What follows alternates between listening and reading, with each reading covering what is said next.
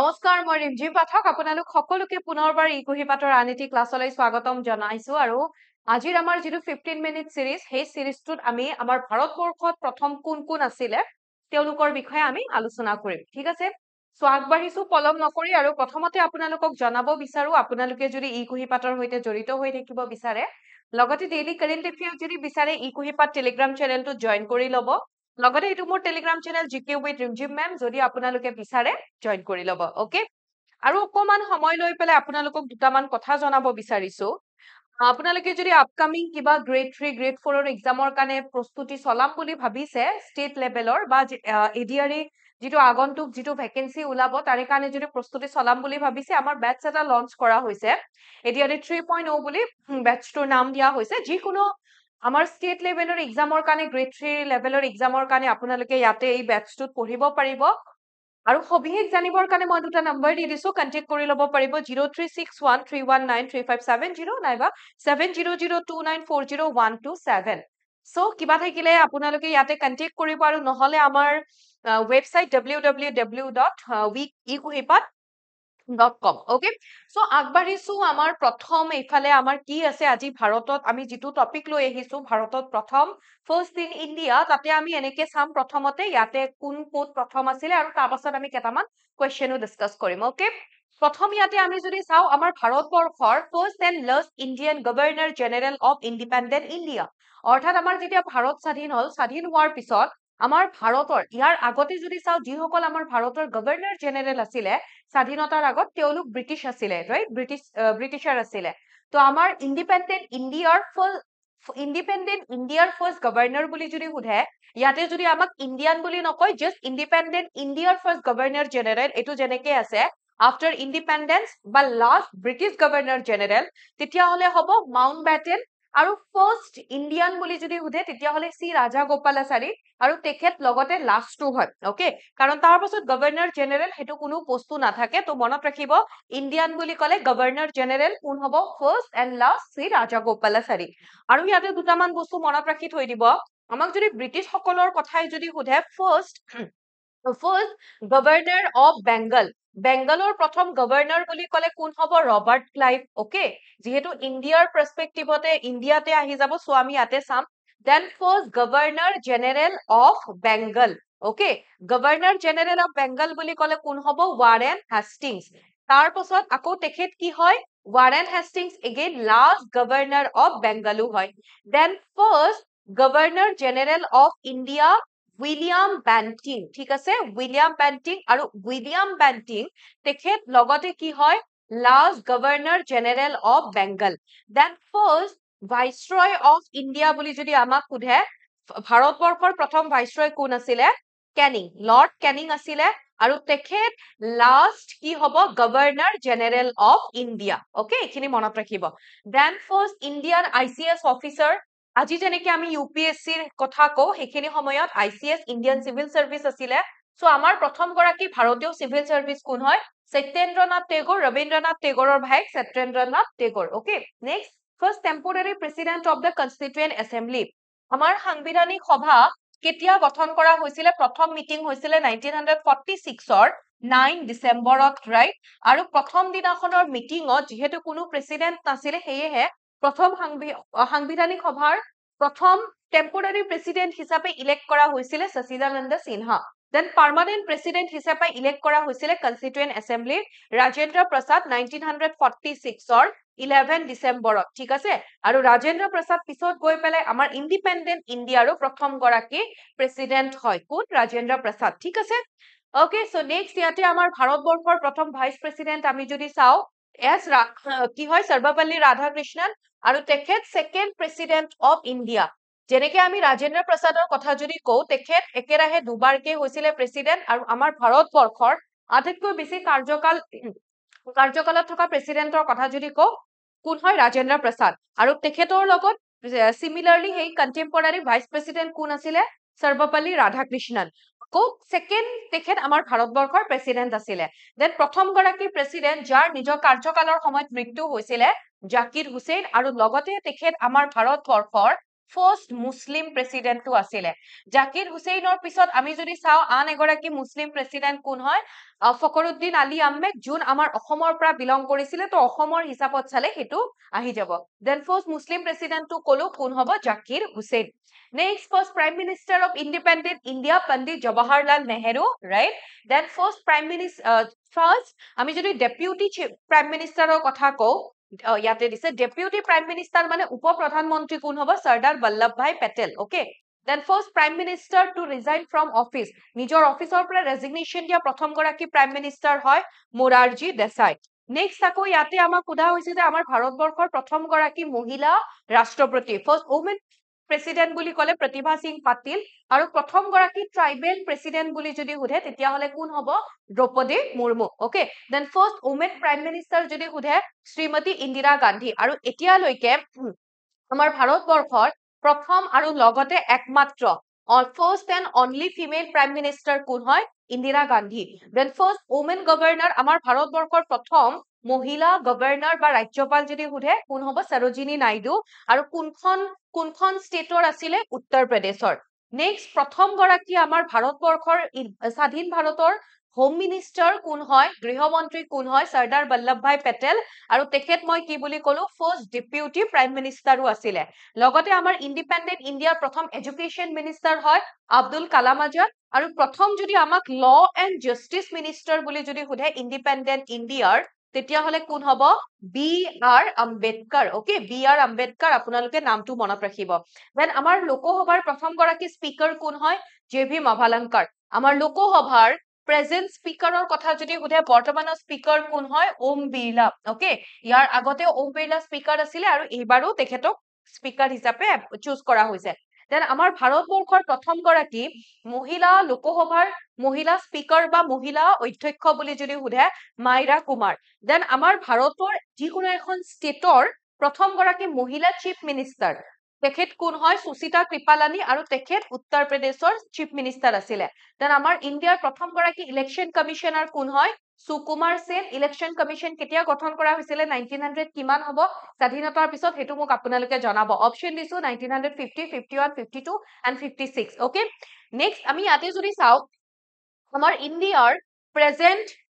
Chief কমিশ্যনাৰৰ election কমিশ্যনাৰৰ কথা যদি সোধে চিফ ইলেকশ্যন কমিশ্যনাৰ তেতিয়াহ'লে মনত ৰাখিব জ্ঞানেশ কুমাৰ তেখেতক কেইদিনমান আগতে তেখেতক এপইণ্ট কৰা হৈছে জ্ঞানেশ কুমাৰ নেক্সট ইয়াতে কোৱা হৈছে first chief justice of supreme court of India আমাৰ ভাৰতবৰ্ষৰ চিফ জাষ্টিচৰ প্ৰথম গৰাকী ভাৰতীয় কোন আছিলে চিফ জাষ্টিচ হীৰালাল কানিয়া তাৰপিছত আকৌ ইয়াতে প্ৰথম গৰাকী আমাৰ ভাৰতীয় ব্যক্তি যোন ব্ৰিটিছ পাৰ্লিয়ামেণ্টৰ মেম্বাৰ আছিলে Dadabhai Naoroji grand old man of India বুলিও কোৱা হয় grand old man of India ঠিক আছে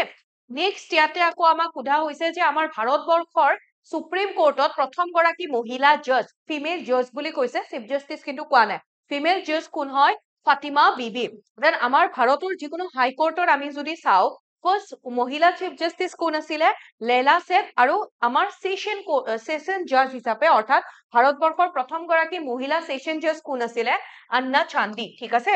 নেক্সট ইয়াতে আকৌ আমি যদি চাওঁ আমাৰ ভাৰতবৰ্ষৰ যিটো ইণ্ডিয়ান নেশ্যনেল কংগ্ৰেছ আমাৰ ইণ্ডিয়াৰ প্ৰথমটো পলিটিকেল অৰ্গেনাইজেশ্যন আছিলে 1885ত গঠন কৰিছিলে কোনে গঠন কৰিছিলে ফাউণ্ডাৰ বুলি সুধিলে মনত ৰাখিব A.O. হিউম এই ইয়াৰে সেইটো চনতে সেইদিনাখনে 1885ত প্ৰথম বম্বেত কি হয় প্ৰথমখন সেশন হৈছিলে অধিৱেশন হৈছিল আৰু প্ৰথম অধিৱেশনৰ সভাপতি কোন আছিলে প্ৰেচিডেণ্ট W.C. বেনাৰ্জী বা উমেশ চন্দ্ৰ বেনাৰ্জী তাৰোপৰি ইণ্ডিয়ান নেশ্যনেল কংগ্ৰেছৰ প্ৰথম গৰাকী ফাৰ্চী প্ৰেচিডেণ্ট বুলি যদি সোধে অৰ্থাৎ ছেকেণ্ড যেতিয়া সেশন হৈছিলে 1886ত কেলকাতাত তো সেই সেশনত প্ৰথম গৰাকী ফাৰ্চী প্ৰেচিডেণ্ট আছিলে অৰ্থাৎ ছেকেণ্ড সেশনৰ প্ৰেচিডেণ্ট কোন আছিলে দাদাভাই নৌৰোজী আৰু তেখেত প্ৰথম গৰাকী ফাৰ্চী প্ৰেচিডেণ্ট আছিলে তাৰোপৰি থাৰ্ড যিখন সেশন হৈছিলে 1887ত মাদ্ৰাজত তেতিয়া প্ৰেচিডেণ্ট আছিলে বদৰুদ্দিন তায়েবজী আৰু বদৰুদ্দিন তায়েবজী তেখেত ফাৰ্ষ্ট মুছলিম প্ৰেচিডেণ্ট আছিলে ফ'ৰ্থ যিখন সেশন হৈছিলে তাতে এগৰাকী ইংলিছ ব্যক্তি তেখেত প্ৰেচিডেণ্ট আছিলে আৰু তেখেতৰ নাম আছিলে জৰ্জ ইউল ওকে তো জৰ্জ ইউল তেখেত প্ৰথম গৰাকী ফাৰ্ষ্ট ইংলিছ প্ৰেচিডেণ্ট আছিলে আপোনালোকে এইখিনি মনত ৰাখি থৈ দিব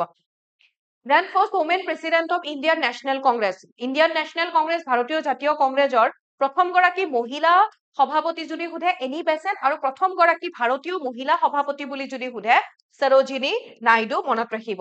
এনি বেছেণ্ট তেখেত এগৰাকী আইৰিছ মহিলা আছিলে সেইকাৰণে ভাৰতীয় বুলি ক'লে সৰোজিনী নাইডু দেন প্ৰথম গৰাকী ভাৰতীয় ব্যক্তি যাক ভাৰত ৰত্ন বঁটা প্ৰদান কৰা হৈছিলে 1954 ত এইটো ইনষ্টিটিউট কৰা হয় তিনি গৰাকী ব্যক্তি আছিলে সৰ্বপল্লী ৰাধাকৃষ্ণন চি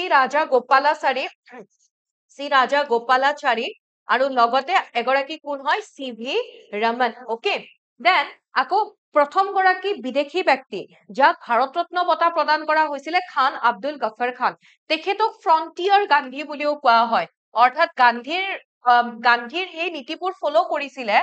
তো তেখেতক ফ্ৰন্টিয়াৰ গান্ধী মানে সীমান্তৱৰ্তী গান্ধী যেতিয়া পাকিস্তানখন বেলেগ হৈ যায় তেতিয়া তেওঁ তাতে যায় আৰু পাকিস্তানৰ চৰকাৰে তেখেতক বহু বছৰলৈকে জেলত থৈ দিছিলে ওকে নেক্সট প্ৰথম গৰাকী ভাৰতীয় মহিলা যাক ভাৰত ৰত্ন বঁটা প্ৰদান কৰা হৈছে আমাৰ প্ৰথম গৰাকী মহিলা প্ৰাইম মিনিষ্টাৰ ইন্দিৰা গান্ধী প্ৰথম গৰাকী ভাৰতীয় মহিলা মিউজিচিয়ান যাক ভাৰত ৰত্ন বঁটা প্ৰদান কৰা হৈছে এম.এছ. সুব্বলক্ষ্মী দেন প্ৰথম গৰাকী ভাৰতীয় ব্যক্তি যোনে জ্ঞানপীঠ বঁটা লাভ কৰিছে জ্ঞানপীঠ বঁটা এইটো এটা লিটাৰেৰী এৱাৰ্ড হয় ওকে এইটো এটা লিটাৰেৰী সাহিত্যৰ ক্ষেত্ৰত প্ৰদান কৰা বঁটা হয় আৰু তেখেত কোন হয় জি শংকৰা কুৰুপ তেখেত এতিয়া কোনটো লেংগুৱেজত তেখেতে এইটো লাভ কৰিছে জ্ঞানপীঠ বঁটা লাভ কৰিছে আমাক যদি সোধে সো মনত ৰাখিব হেতু কি হৈ যাব মালায়ালাম ল্যাঙ্গুৱেজত ৰাইট মালায়ালাম ল্যাঙ্গুৱেজত লাভ কৰিছে তাৰোপৰি প্ৰথম গৰাকী ভাৰতীয় মহিলা যোনে জ্ঞানপীঠ বঁটা লাভ কৰিছে মহিলা বুলি সুধিলে হ'ব আশাপূৰ্ণা দেৱী প্ৰথম গৰাকী ভাৰতীয় ব্যক্তি যোনে নোবেল বঁটা লাভ কৰিছে 1913ত তেখেতে কিহৰ কাৰণে নোবেল বঁটা লাভ কৰিছিলে লিটাৰেচাৰত অৰ্থাৎ আৰু তেখেতৰ লিটাৰেচাৰ কিহৰ কাৰণে গীতাঞ্জলি খনৰ কাৰণে প্ৰথম গৰাকী ভাৰতীয় ব্যক্তি যোনে ফিজিক্সত নোবেল বঁটা লাভ কৰিছে 1930 তেখেতৰ নাম হয় চি.ভি. ৰমন দেন প্ৰথম গৰাকী সাইন্টিষ্ট of Indian origin to get Nobel Prize in the field of medical science to Nobel বঁটা লাভ কৰা প্ৰথম গৰাকী ভাৰতীয় ব্যক্তি কোন হয় হৰগোবিন্দ খুৰানা দেন প্ৰথম গৰাকী ভাৰতীয় মহিলা যোনে নোবেল বঁটা লাভ কৰিছে আনসাৰ কি হ'ব মাদাৰ টেৰেসা দেন প্ৰথম গৰাকী ভাৰতীয় ব্যক্তি যোনে ষ্টেলিন এৱাৰ্ড লাভ কৰিছে সৈফুদ্দিন কিচলিও দেন প্ৰথম গৰাকী ভাৰতীয় ব্যক্তি যোনে মেক্সেছে এৱাৰ্ড লাভ কৰিছে আচাৰ্য বিনোবা ভাৱে আৰু মেক্সেছে এৱাৰ্ড লাভ কৰা প্ৰথম অসমৰ ব্যক্তি বুলি যদি সোধে তেতিয়া হলে কি হ'ব